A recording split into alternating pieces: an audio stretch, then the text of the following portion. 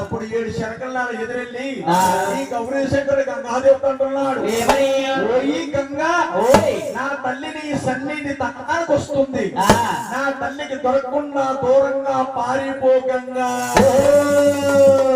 అప్పుడు మహానుభావుడు గౌరీ శంకరుడు ఎప్పుడు తడాలన్నాడు, గంగాదేవి అంటుందట, నాయనా నీ తల్లిగారు చూస్తే ఆకాశాన్ని కోపెదము కొండలన్నీ గుండాపిడి చేసుకుంటా వస్తుంది, నీ తల్లిని కాదని ఎక్కడ పారిపోనయ్యా, నీ తల్లిని కాదని ఎక్కడ దాకోనయ్యా అలాగనగానే శంకరుడు పైకిలేసి గంగాదేవితో సుమతాండ వాడుతాడు. శివుడు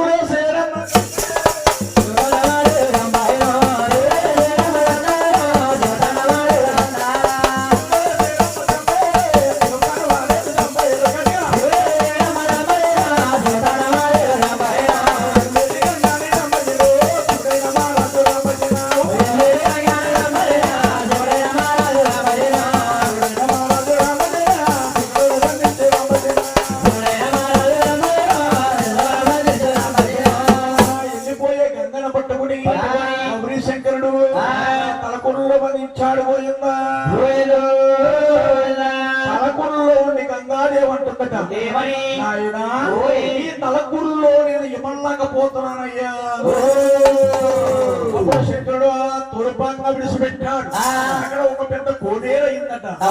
ఈ కోనేటి కాడికి వెళ్ళి ఈ ఆది పరాశక్తి గబగబా 3 దోషులతో నీళ్లు తీసుకుందట. నీళ్లు తీసుకుని ఇద్దంట మహాతల్లి తలారా తానము చేసేసేనన్న సంతోషముతోని ఈ ఆది పరాశక్తి ఎలాగొస్తున్నా ఊరు ఊరు మన సొంత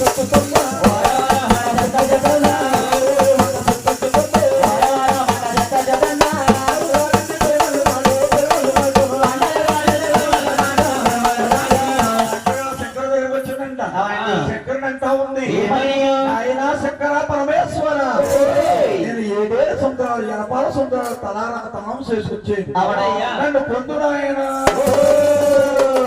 అమ్మా ఈ 7 సంవత్సరాలు తలారా తనం చేసి వచ్చానన్నావా? అమ్మా నేను చూస్తే భూమిలో ఉన్నాను, వంశంలా ఉన్నాను. బాబా నువ్వు కుదురైనోడు కదరా బాబు, ఈ సెంటర్ గా పెద్ద తొందర నువ్వు పైకి కాపడలేదు. నేను చూస్తే భూమిలో ఉన్నా, నువ్వు చూస్తే ఈతాలు పడుకున్నావు. ఇలాగే శంకరాల్లాగా నా తల్లి